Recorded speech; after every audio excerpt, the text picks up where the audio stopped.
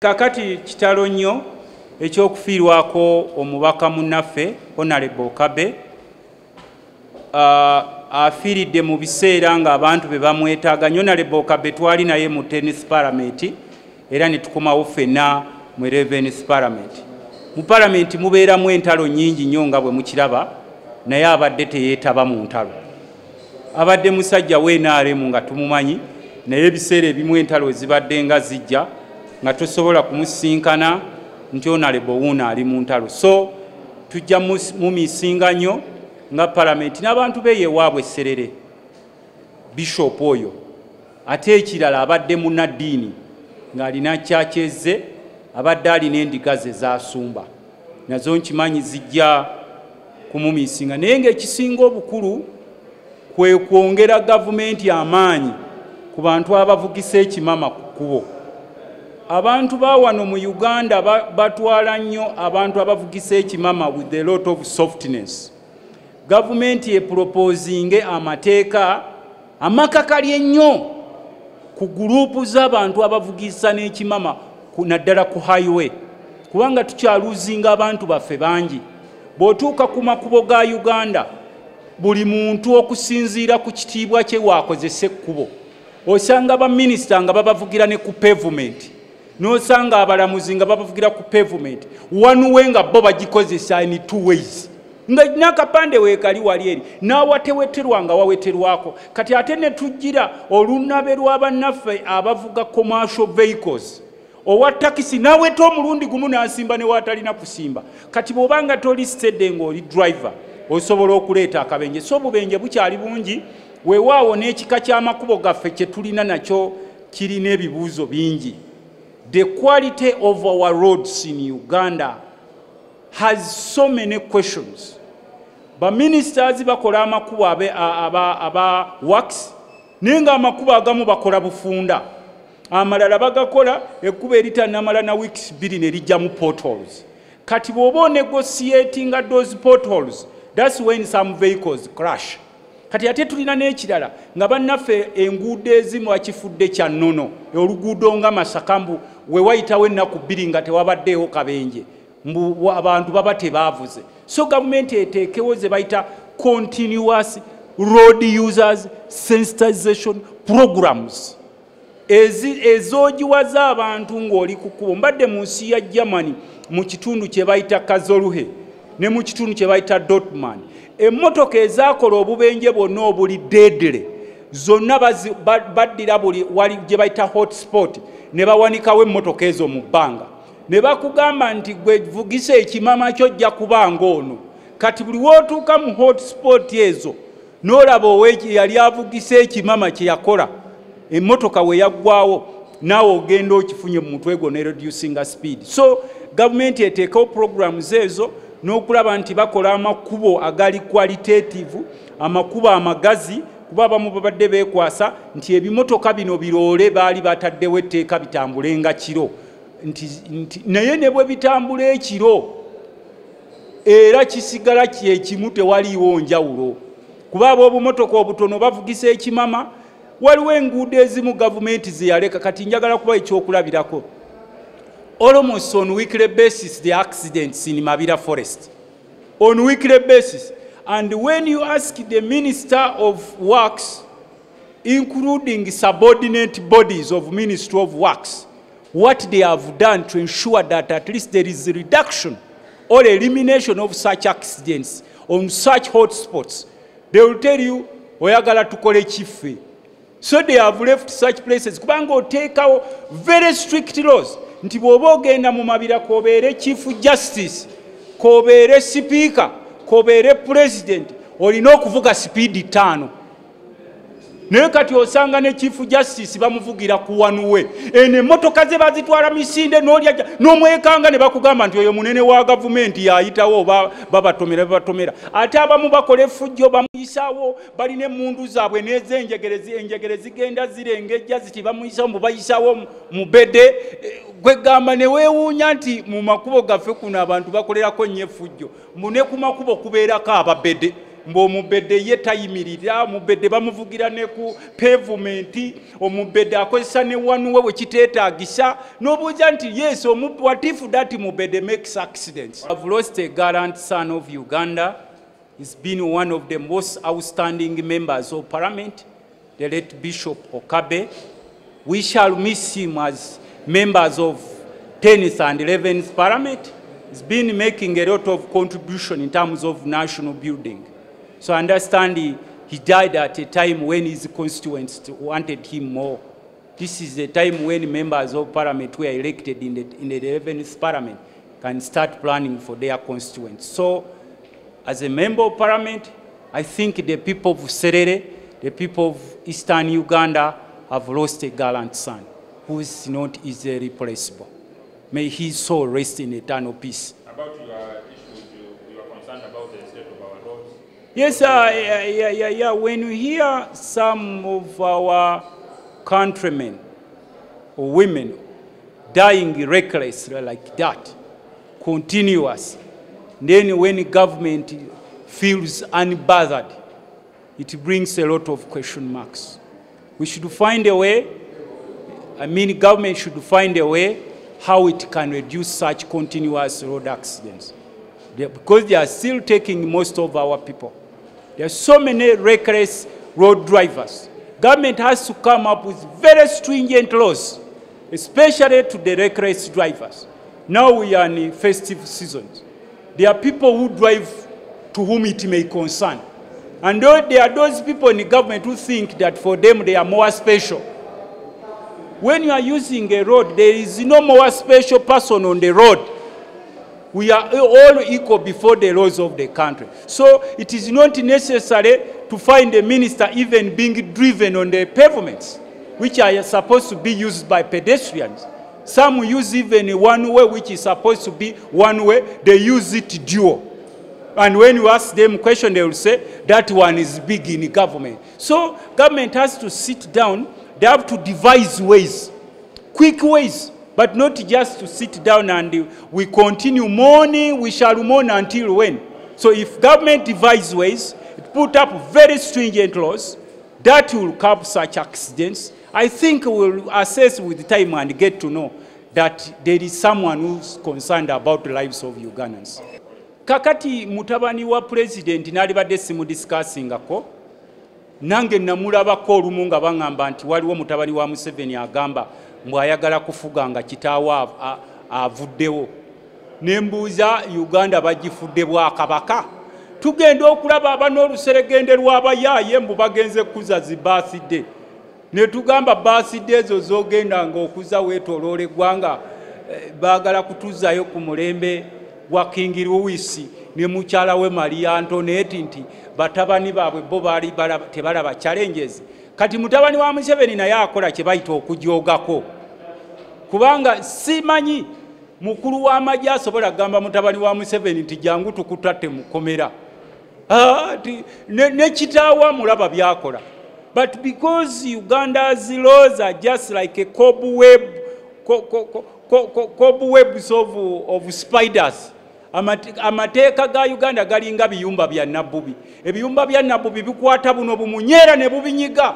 Naye agakerebwe gajja gano ga frogisi, gano ga tatasi, go gayitawo buyisi, kuba buli muntu agamba nti ate gwe tatasi onoogikolako kinga eyita mu cobweb. Kakati na bano bwe bakola. They know the laws are there, we set up the laws, and we know we are all equal before the laws of the country. Ne ye Museveni akikola openly.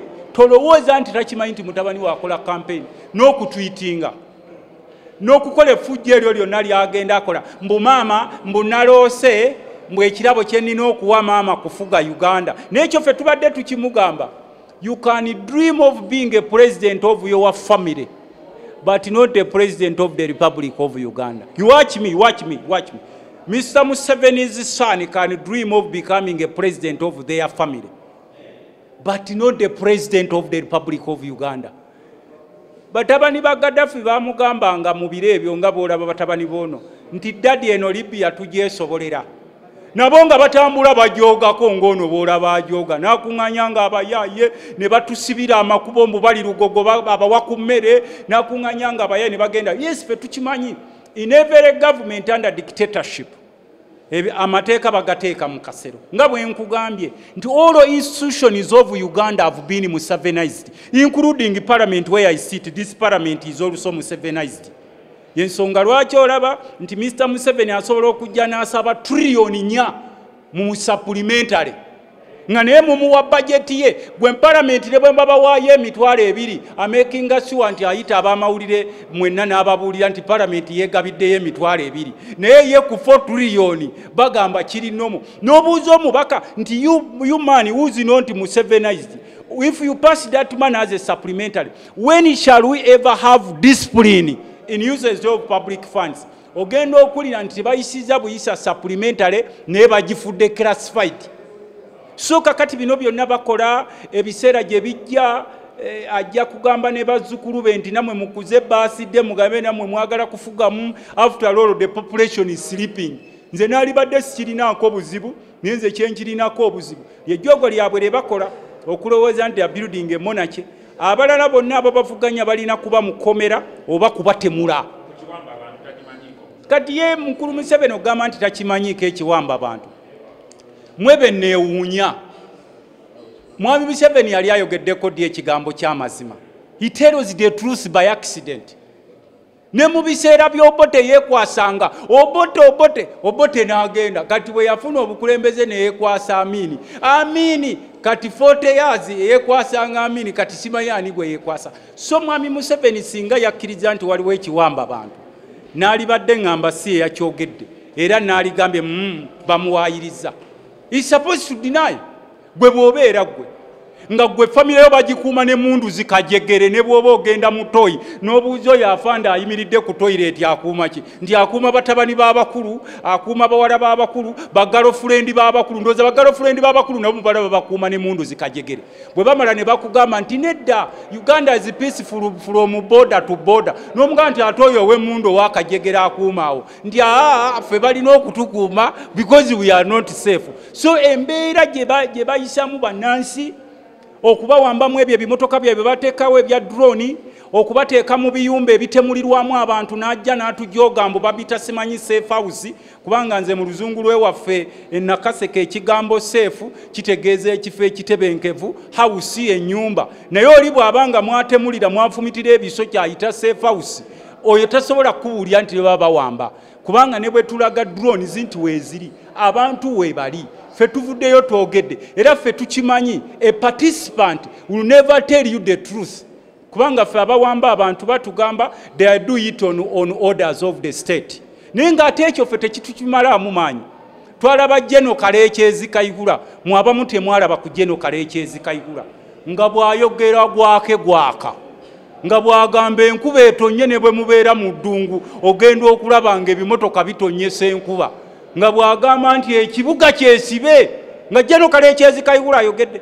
Naye kati ali eri simanyi bayitayo Kasajjama simanyi Kasajjama eyeewaabwe mu mbuzi ze aba akyali awo nga bamuleetera ekibaluwa abazungu nti Sseruganda nene ewaffe tokkirizibwa kugendayo kujjayo nakikyo kati kyakkirizibwa akomawo wano e Kampala with time. Bino byonna byolaba ebikolebwa ku bannansi oba kubawamba mu bidroni oba kubatemula oba kubakolako fujjo waliwo ajja obifuniramu accountability. No one is bigger than Uganda. Osobola okwewulira nti oli munene nga ffe tubeera n'abasirikale. Omusirikale bw'ayambala ebigatto bye bino simanyi babiyita batya bino bigamu buutu ebyo n'ateekako nene esaati n'alaba nga yabibomboola n'akwata n'ono kopa emmundu kopa n'alaba nti wa kitalo nnyo. Naye olunaku emmundu eyo lwe bagimuggyako n'omusajja wa Kajambiya amugamba simama n'asimaama n'agamba afanda ogamba ki kakati nabano balaba balina zikajegere boogeza malala beeraba ba kitalo nnyo. They are above almost all laws of the country but there is time of accountability. He entered parliament in the 10th parliament and he loved the people of Tororo. He was a man of God. He had a church, a big church in Mbale. He had another one in Serere. He had so many charitable programs under Okabe Foundation and was supporting young people, women, sick people. He supported agriculture, promoted the programs in the constituency. That's why it was very easy for him to win the election in this 11th parliament. In the 10th parliament, he was the chairperson of TESO parliamentary group, brought unity among the members of parliament of TESO. And he achieved many things. He's a man who's ever smart. We are indeed saddened that he has died at a very early age, and he has passed on with his wife. This morning we have received sad news again of the death of his mother. So the situation is really very bad. But from death of one of a colleague or a person, we learn lessons. What do we do next? Part of the issues that we are pondering and looking at possibilities that we need to improve our road networks. You find there are road infrastructure which are incomplete. There are humps, there are ramp strips, but there are no signposts. In some of these business centers, we have allowed people to build shops along the highways. And so there's movement of pedestrians, there's movement of animals along the road.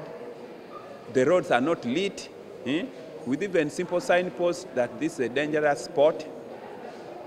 And also, members of parliament, we have a big challenge, and I think the Parliamentary Commission needs to address this. At a rank in terms of protocol, it is only we who do not have drivers who are on government payroll. RDCs have drivers on government payroll. Principal officers in government have their drivers on government payroll. They drive brand new cars.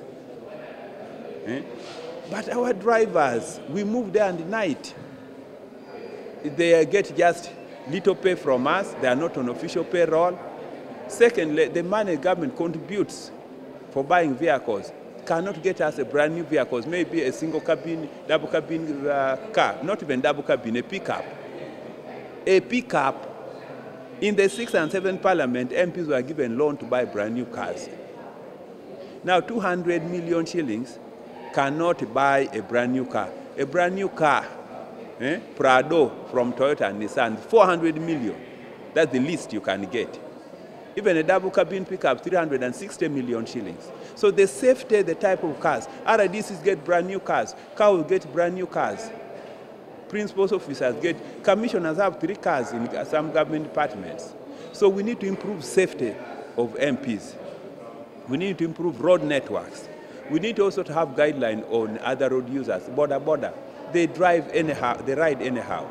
This increases risk. I want to extend my message of condolence to Honorable Speaker Aneta Mong, the Deputy Speaker, Honorable Thomas Toyeva, the Parliamentary Commission, and all my colleagues. It is a sad moment for all of us, sad moment for the country. As we head towards Christmas, we need to pray that the Almighty God may rest his soul in eternal peace.